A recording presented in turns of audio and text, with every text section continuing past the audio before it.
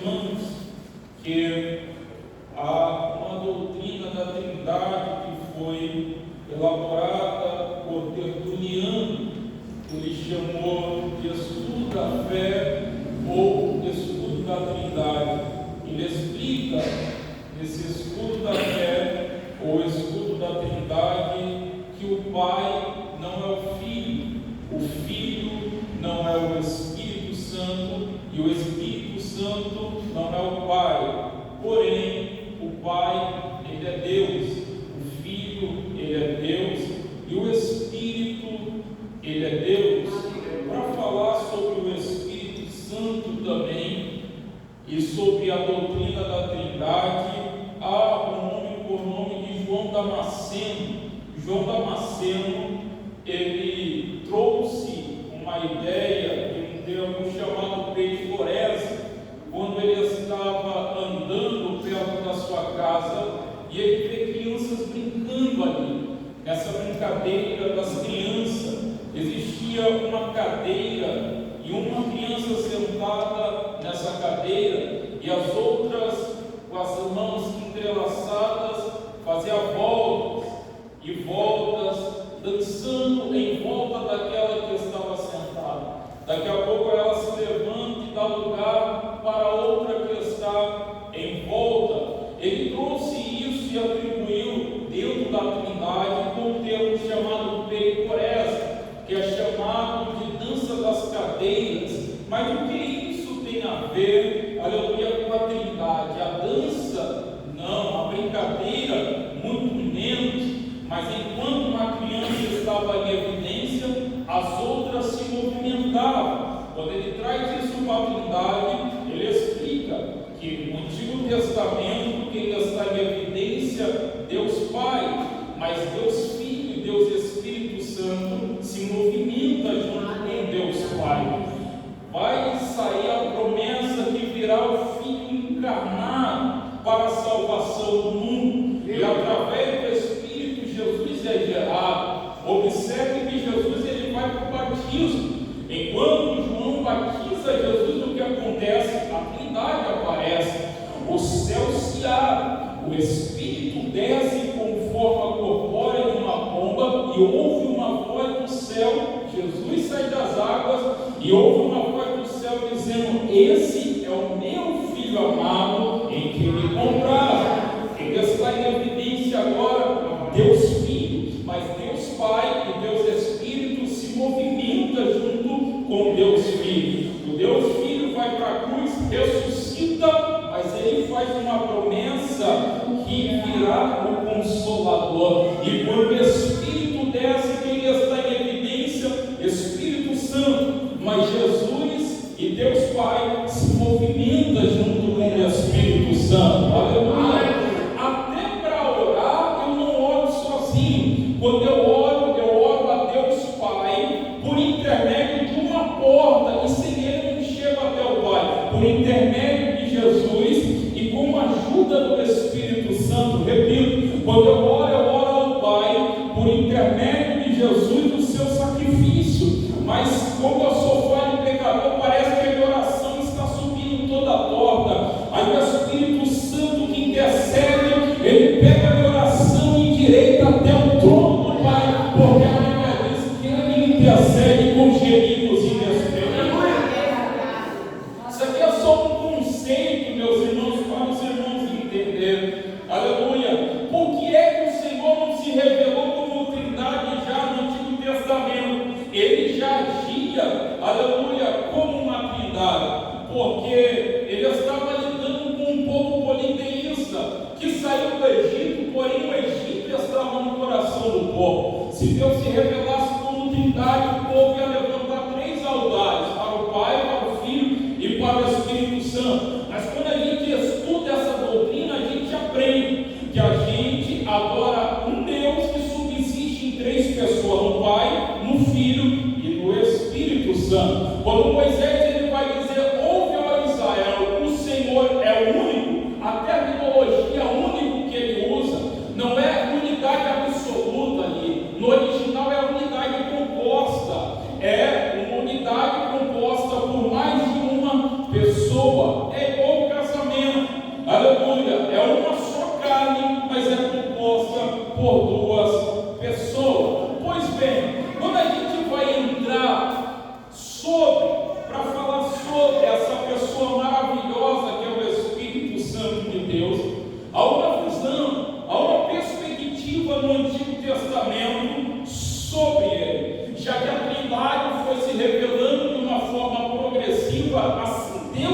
gentil revelar. Como é que o povo no Antigo Testamento tinha a perspectiva? Primeiro, a palavra Espírito no Antigo Testamento tem algum significado. Pode significar vento, alento, sopro, ar. A ideia básica ali é ar em movimento. Para muitos, o vento, aleluia, tem um poder, revela um poder soberano de Deus que vinha, às vezes, com consolo ou com juízo. Mas, no Antigo Testamento, os hebreus, eles tinham, ou o povo de Deus, eles tinham a perspectiva do Espírito como vento. Os hebreus, ele entendia a força do vento no deserto. Eu sinto o vento, ele está passando por aqui, daqui a pouco chega aí. Porém, eu consigo sentir, mas não dá para prendê-lo, não dá para dominá-lo, não dá, aleluia, para agarrar, mas dá para sentir. Ele tinha a perspectiva do Espírito assim, como vento. Eu sinto que ele está passando aqui, vai passar aí já já.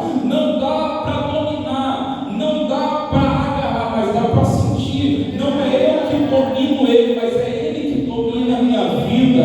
É ele que assopra o meu ministério, é ele que assopra o meu chamado, é ele que assopra a minha vida. Dá para sentir. No Antigo Testamento dá ênfase mais na sua atividade do que a sua natureza propriamente dita, porque se revelou de uma forma progressiva dentro da história e dentro da Bíblia Sagrada. Agora, meus irmãos, dentro da teologia sistemática, o Espírito, ele age em pelo menos 3 níveis no Antigo Testamento. O primeiro nível é chamado de nível físico e intelectual. O segundo nível é chamado de nível religioso moral. O terceiro nível é chamado de nível profético revelacional. No nível físico e intelectual, a gente vê o Espírito, ele dotava algumas pessoas no Antigo Testamento. Sansão, ele foi dotado de uma força sobrenatural que fez dele juiz para o seu povo. Quem vê José após interpretar, aleluia, o sonho ali, aleluia, não é de interpretar, o faraó olhou para ele e disse: olha, acharíamos alguém, aleluia, que há um Espírito, aleluia, que há na tua vida, o Espírito de Deus, aleluia, foi perceptível na vida de José. Daniel, mesmo em cativeiro, ele galgou um degrau, porque nele havia um espírito de excelência.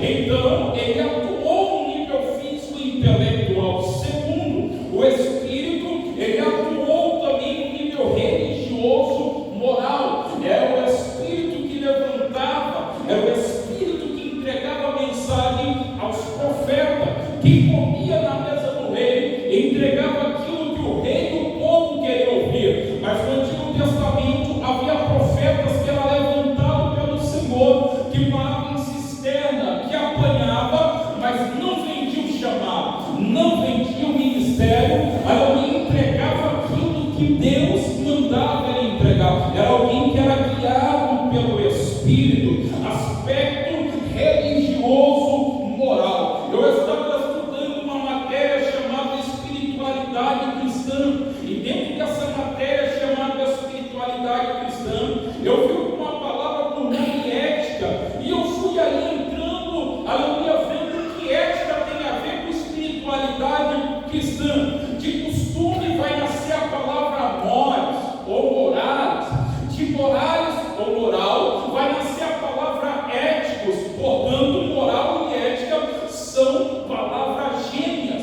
O que estrutura a ética? Costume, consciência limpa, aleluia, caráter e moral. Esses são alguns pilares que sustentam a ética. Isso dentro de uma matéria chamada espiritualidade cristã. Então, ser espiritual vai muito além de eu falar em línguas aqui, vai muito além de eu pregar aqui. Ser espiritual é fora de 4 paredes, é onde eu ir, alguém olhar para mim e dizer: eu vejo algo diferente na tua vida, passa para mim isso que você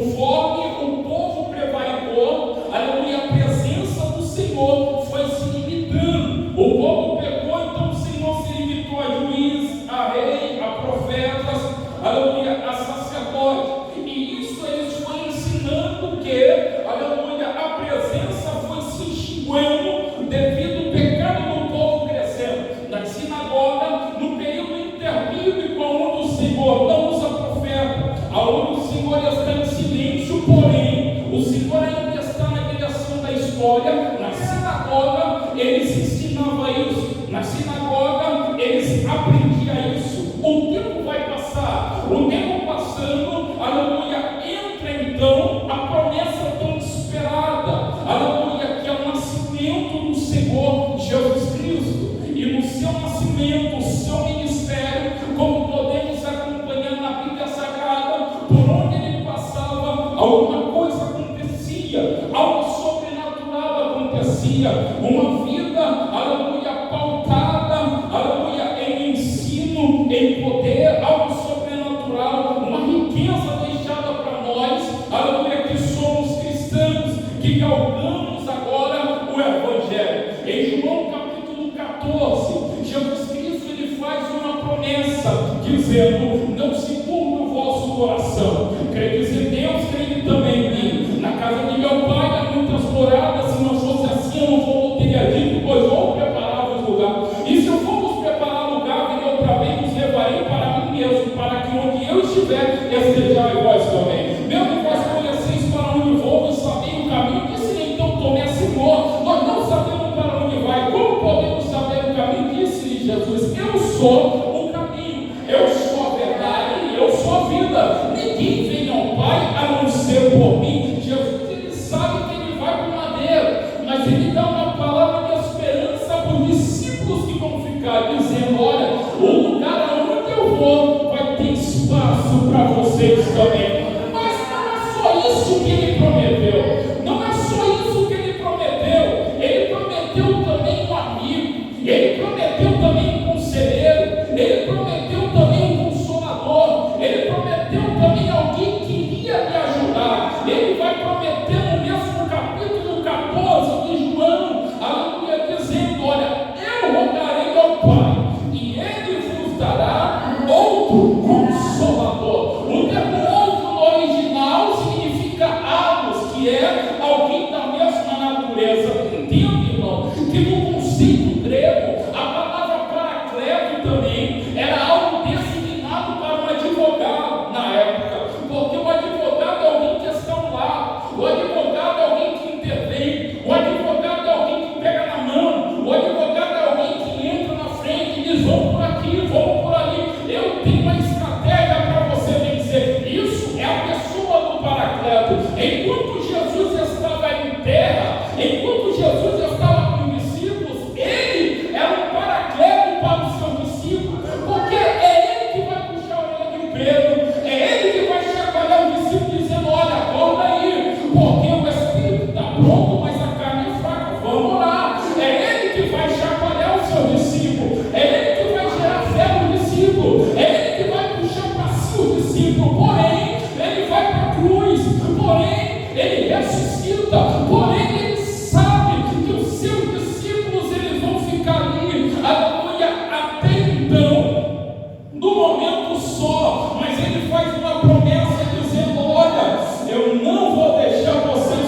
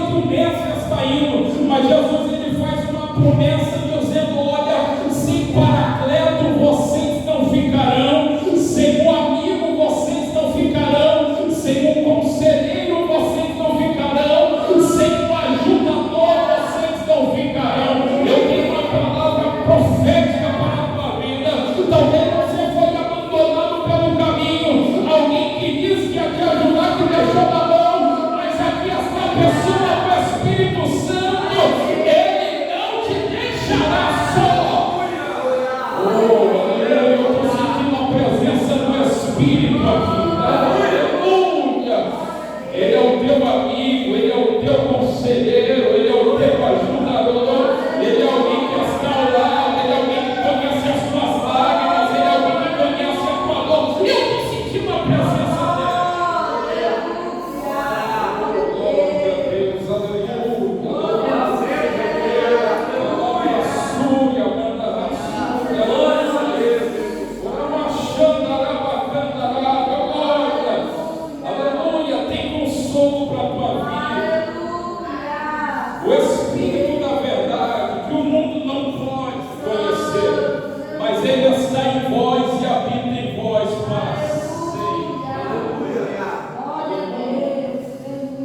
Jesus, ele vai para a cruz, aleluia.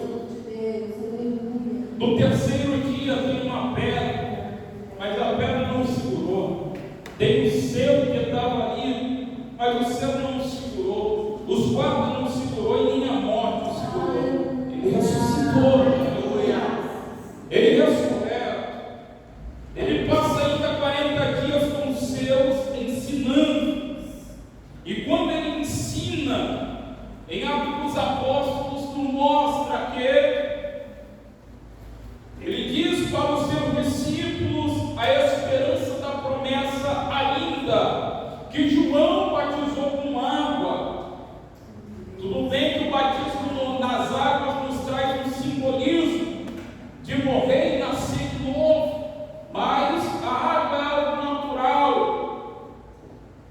João ele pode batizar nas águas, mas só tem um que pode batizar no sobrenatural, que é com o Espírito Santo e com fogo. Na verdade, João ele batizou com água, aleluia, mas vós sereis batizados com o Espírito Santo, aleluia. Enquanto Jesus, em Atos capítulo 1, ele está reforçando a promessa, a Bíblia vai dizer que, aleluia, os seus discípulos vai perguntar: restaurará tu nesse tempo, aleluia, o reino? Olha só a mentalidade. Enquanto Jesus ele está prometendo algo do alto, os discípulos estão preocupados com esse reino aqui da terra. Aí Jesus corta eles de novo, dizendo: olha, não vos pertenceis, sabeis tempo ou estação. Isso aí é designado ao Pai, mas recebereis virtude do Espírito. Enquanto Jesus está prometendo algo do alto, os discípulos estão pensando em algo terreno, em algo passageiro, em algo que vai passar. Talvez você está pensando na conta que vai vencer amanhã, segunda. Talvez você vai estar pensando em algo que vai vencer na semana que vem. Talvez você está pensando em algo terreno, mas Jesus chama a tua atenção dizendo: mas receberem virtude de nada e vem do alto. Eu estou te prometendo algo que vem do alto e tem mais. Não é algo que vem do alto, não, é do alto. Oh, glória a Deus. Alguém está sentindo isso aí? Não é só eu. Oh, glória a Deus, aleluia. Receberem virtude que é do alto. Oh, glória a Deus, aleluia. E Jesus ainda diz: ficar em Jerusalém, até que do alto seja revestido de poder. Ele dá um endereço, mas ele não fala do dia que vem. Aleluia. A promessa vem no caminho da obediência e da perseverança. Vai lá, o endereço está lá, continua buscando, porque já já você se abre, o Espírito vem. Oh, glória a Deus, aleluia. E a Bíblia diz que cumprindo-se o dia de Pentecostes, aleluia. Oh, aleluia. Estavam todos reunidos no mesmo lugar, irmão. O mesmo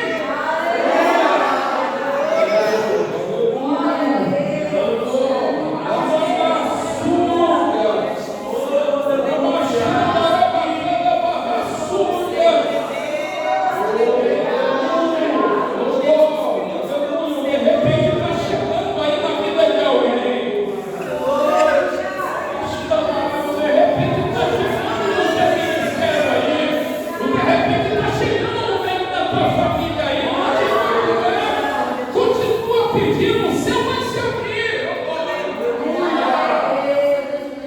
Oh,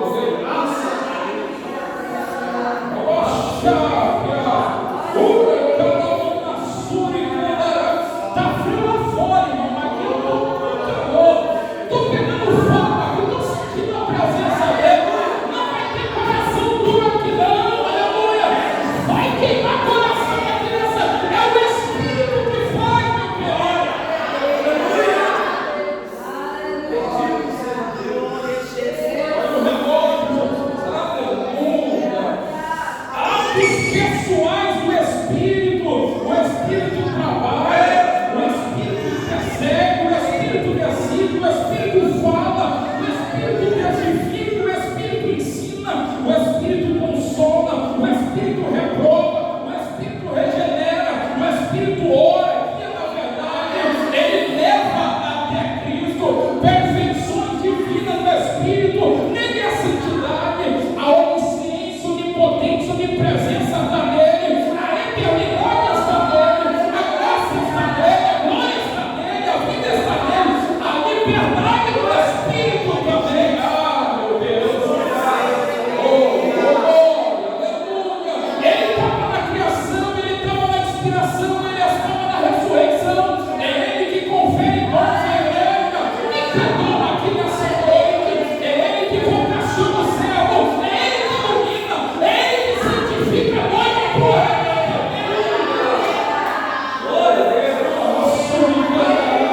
Enquanto eu estou pregando aqui, ele está tocando alguém aí nesse momento.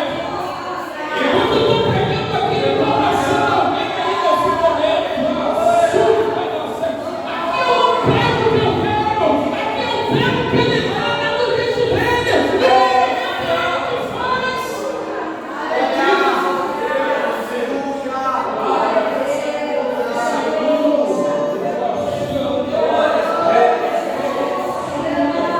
Alguém está recebendo isso aqui?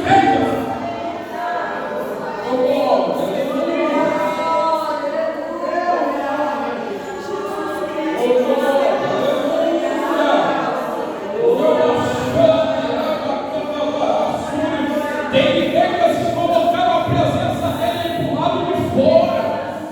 Já não pode falar em línguas estranhas, já não pode deixar usar no dons, já não vê mais o mover dele em algumas igrejas cantando. É só a carcaça que vem lá dentro, mas aprove ao Senhor que eu sinto ele nesse ambiente aqui. O ambiente está dele aqui nessa noite, aleluia. Para o Espírito ser uma personalidade,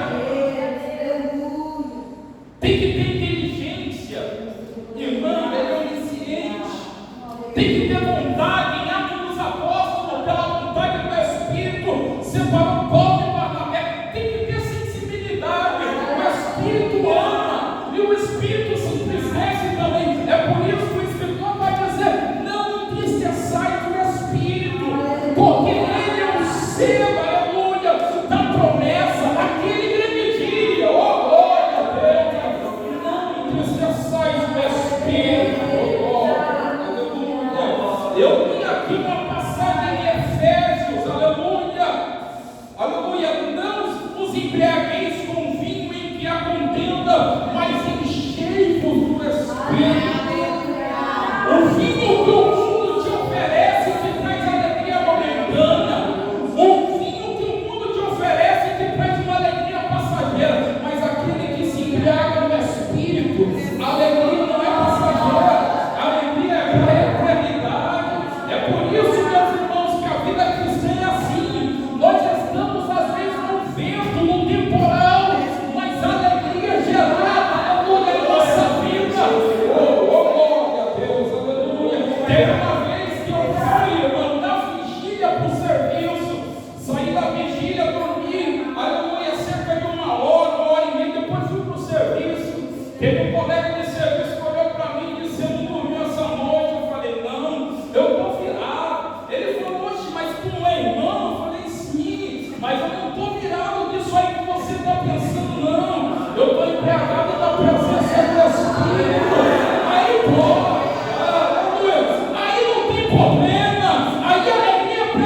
eternidade, seja cheio do Espírito. Deixa eu conjugar o verbo aqui. Primeiro de tudo, o verbo enchei-vos do Espírito está no imperativo. Se está no imperativo, revela que é uma ordem expressa. O apóstolo Paulo não está pedindo, por favor, para a igreja de Herói, por favor, seja cheia. Não, o apóstolo Paulo entende, irmão, que quem nasceu de novo, quem aceitou Jesus, para ele não é obrigação ser cheio. Para ele não é obrigação. Eu não vou, o pastor não vai pegar ninguém pela orelha e falar, vem cá que você vai ser cheio. Você é obrigado, não. Aleluia, eu não me sinto obrigado a ser cheio. Para mim ser cheio é um privilégio que sinto obrigado. É uma ordem do céu, aleluia, seja cheio do Espírito. Igreja que é cheia do Espírito pode soprar o vento na permanência de pé. Porque não é para o problema que se chama na rocha.